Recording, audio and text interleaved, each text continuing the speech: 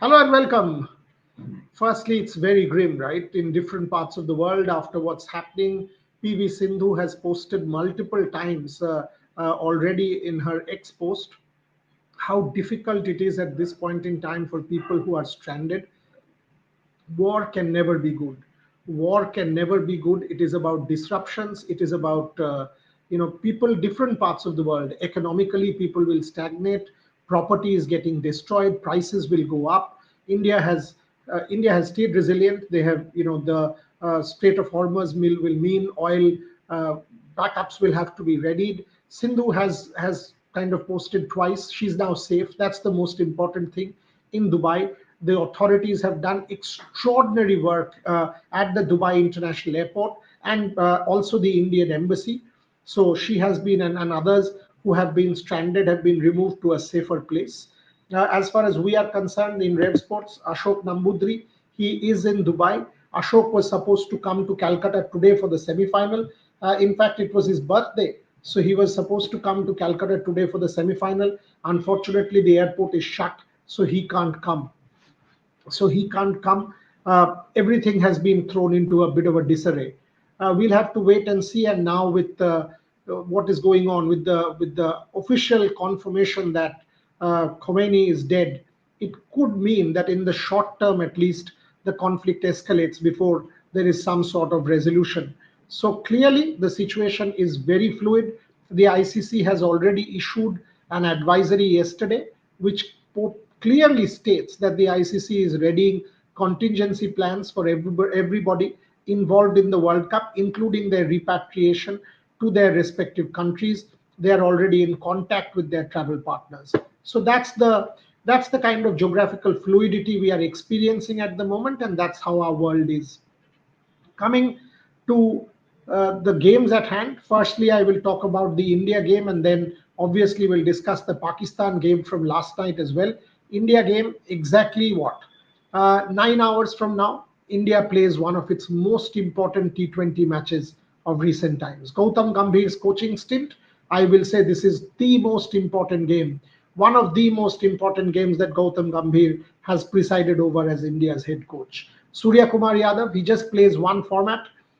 He's not a 50 over format player or a test match player. So for him, this is a last opportunity to stamp his authority as captain and create a legacy that will be stand out. So Surya Kumar Yadav, these three games, if India wins today, then the semi-final in Mumbai at the Wankhede, and then if India makes the final, these three games will define Surya Kumar Yadav's legacy as captain of India. So it's a massive game, massive game. I was there at the practice at Eden Gardens yesterday, and there are certain highlights for me. While people have been talking about the big hitting of the West Indians, I could see Shimron Hetmeyer and Sharfan Rutherford practice separately in the nets, and multiple, I think about two or three times they were bowled. So it is not as if West Indies was just hitting the big shots. There were problem areas as well. At that point in time, the West Indies nets was about to come to an end. When I'm talking about, this was around 3:45ish yesterday afternoon. West Indies net started around 2 and continued till 4:30. The team left exactly. You remember we were showing you the live visuals at our 5 p.m. show. So the team left the Eden Gardens approximately at 5 o'clock. Two, three things. There were some big hits as well. Shimron Hetmeyer took turns separately in a separate net. Then Sherfane Rutherford came and batted there. Hetmeyer batted separately for quite a long time. These two will be the go-to people for the West Indies. And then Darren Sammy in that press conference literally upped the ante, saying, "My boys are ready for battle." Sammy reminded India of what had happened in 2016 in that Mumbai semi-final. And yes, I covered that game. Ravichandran Ashwin's no ball, Lendl Simmons, then thereafter going on to win that game for the West Indies. And there was a lot of dew, very similar. There will be or could be a decent amount of dew today in Kolkata.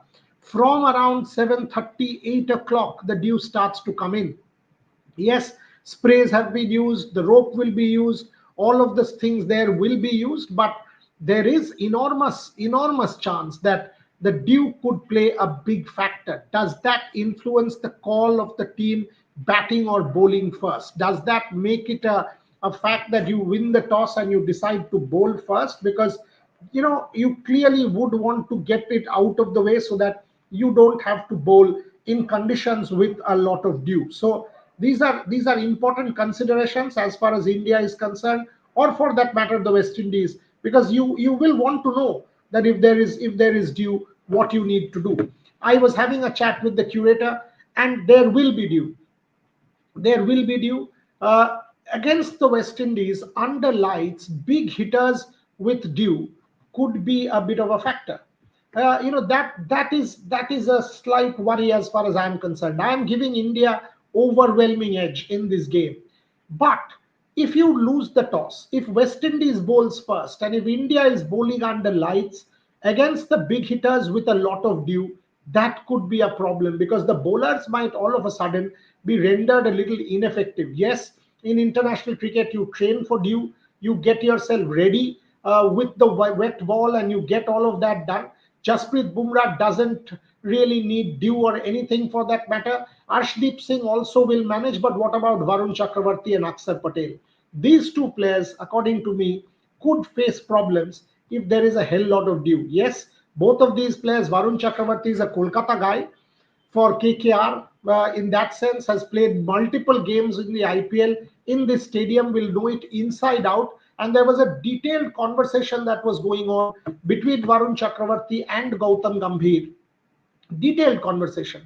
And I can tell you this, Gautam Gambhir knows how important this is. He knows that he has been under the pump. He knows that if India fails today, all hell will break loose. He knows how significant it is. He has tried to stay calm. He has tried to keep his boys calm.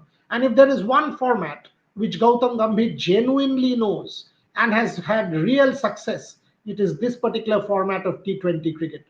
He understands his strategies. He knows how to kind of get this format won. So Gautam Gambhir in this particular format is a formidable coach. Darren Sam is sounding the war bugle, and Ryan Tendishkata from the Indian side also coming and saying that India too is ready. They will fight fire with fire.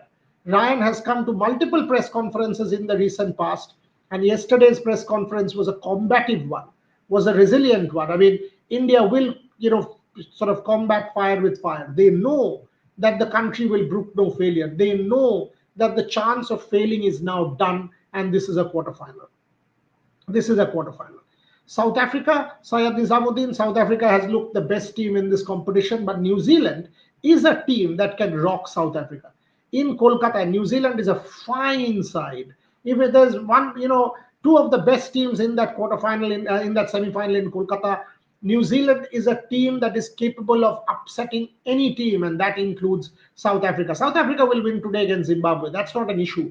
But in the semi-final against New Zealand, there are no favorites. South Africa has looked the best team, has looked the team with the best balance, but this New Zealand side, with the kind of depth they have, the fighting spirit, the resilience in ICC tournaments, their record, in every sense, I will not put it past New Zealand at all. At all, they will come very close to South Africa.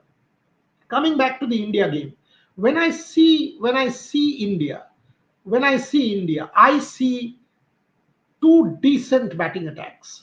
West Indies has huge depth in batting. They bat till number 9. India bats till number 8. Both teams are studded with proper hitters of the cricket ball. West Indies have some genuine big hitters, so does India. So West Indies has a Rothman Powell, a Shimron Hetmyer. These guys. These guys are serious hitters of the cricket ball. Shafin Rutherford, Romario Shepherd. India too, Abhishek Sharma, Hardik Pandya, Ishan Kishan, Sanju Samson. These guys are serious hitters of the cricket ball. So when I compare that, I actually think that both sides are loaded with big hitters. And that kind of brings me to the bowling. I think the Indian bowling is significantly ahead of the West Indies. And that could be the difference. When I compare the Indian bowling with that of the West Indies bowling, I think India is miles ahead. Compare it.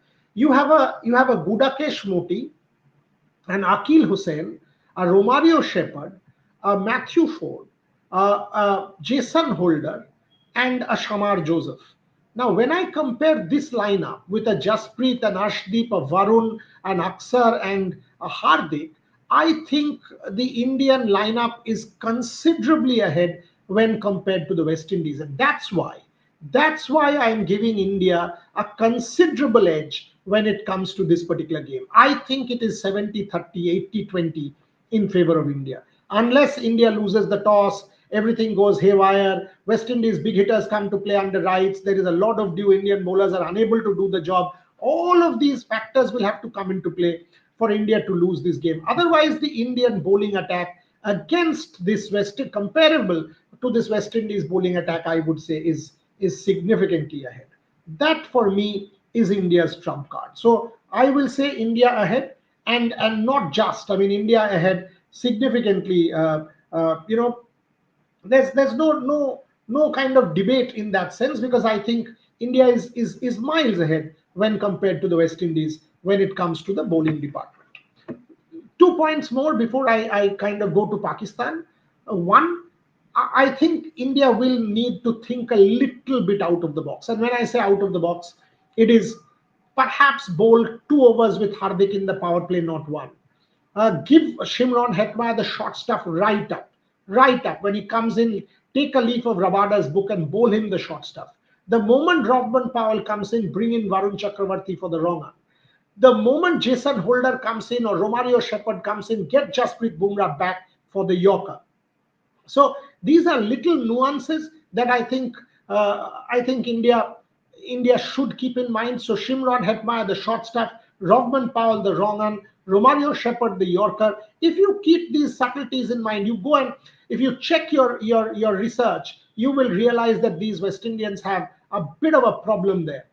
In the power play, Aditya Thakur says Bumrah, but against the West Indies, I think anyway Arshdeep will get the ball to move. Hardik has the ability to bowl the short stuff. I don't have a problem with that. Maybe Bumrah can come in one change, because these two in the power play on the Eden Gardens wicket, where there will be bounce, there will be carry. That's what the curator tells me. I think India is good enough. Once again, I will close this part of the conversation saying, according to me, it's 70-30. 70-30 in favor of India. Chase or level, Rajshekhar Verma. Shujonda gave me a hint that there could be a lot of dew, so it will not be a bad idea to chase under lights. If you are, and South Africa demonstrated it, they were able to demolish the West Indies chasing. So if you are able to do that, it's not a bad ploy. It's not a bad ploy at all. So South Africa clearly proved that the fragility in that West Indies bowling allowed them to finish the game off in 15 overs. Now Pakistan, cricket in complete disarray.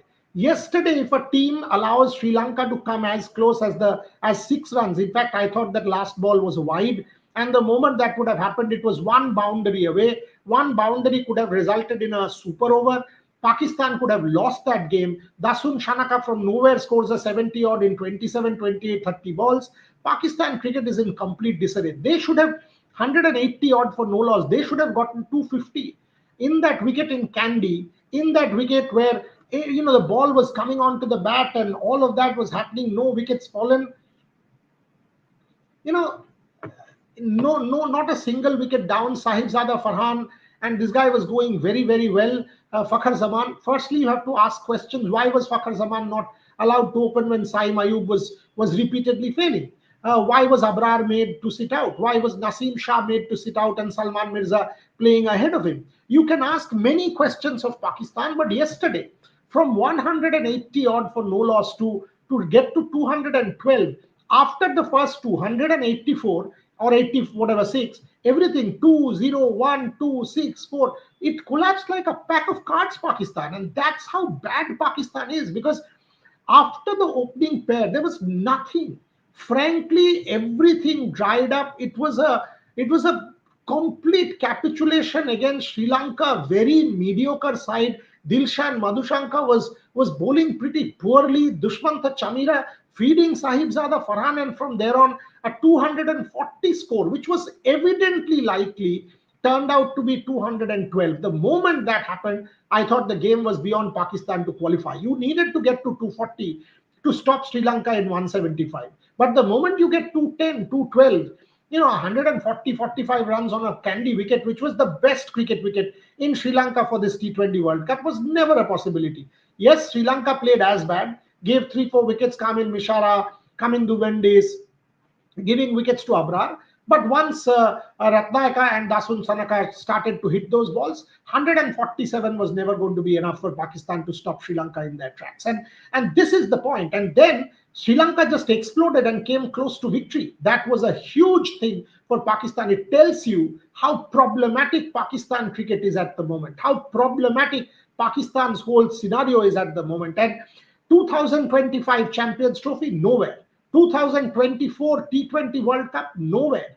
2025 Asia Cup, losing 3 times to India. Now the 2026 T20 World Cup, losing out in the Super 8 despite having the best run of the draw. They were the only country which was playing all their matches in Sri Lanka alongside Sri Lanka. They were the only country that stayed in Colombo the maximum time. They got the run of the draw. They got the advantage basis that they got everything going their way. And despite that, they lose out in the Super 8 with 2 pretty bad defeats.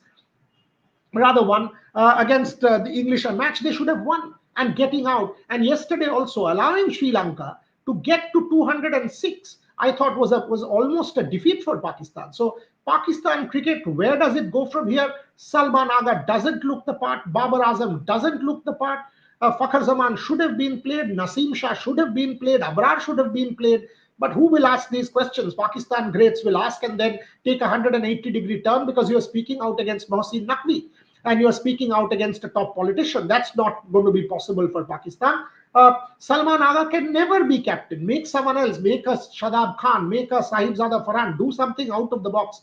To think of Pakistan and to think of Sri Lanka, you will realize that Asian cricket is in a massive crisis. And that, except India, Asia was the powerhouse about a decade or so back. But now with Pakistan as bad and Sri Lanka equally poor, Asian cricket is turning grim. Bangladesh too isn't in great shape. So this is a worry. This is a major worry as far as I'm concerned. But Pakistan cricket has its own dynamic, and nobody will be able to question Mohsin Naqvi, who is first a politician and then an administrator. No one cares. So that's the whole problem. Jayasuriya has already told the Sri Lankan board that he's willing to walk away if they find someone. So this is the whole scenario. Pakistan in deep disarray, Sri Lanka in equally bad state. So that's the takeaway from this World Cup, to lose 3 games out of 3 in the Super 8 for Sri Lanka. For Pakistan, a pretty pathetic World Cup is what I will say. I'll end there. And 12 o'clock, the whole team will join from Calcutta. Gargi Raut, Rohit Juglan, Shubhayan, all of them will join the show at 12 noon and take it forward. Somebody asked, when will I be at the Eden Gardens? I will be there from 4 o'clock onwards. We will do the build-up show. We will go live from 5 o'clock right up to 7 o'clock. So keep watching. I'll also do a bit of NDTV, but from 4 o'clock, 12 o'clock, 3 o'clock, 4 o'clock, multiple shows from Calcutta, from on ground. Every possible nuance and build-up will be on the platform. Thank you very much for watching.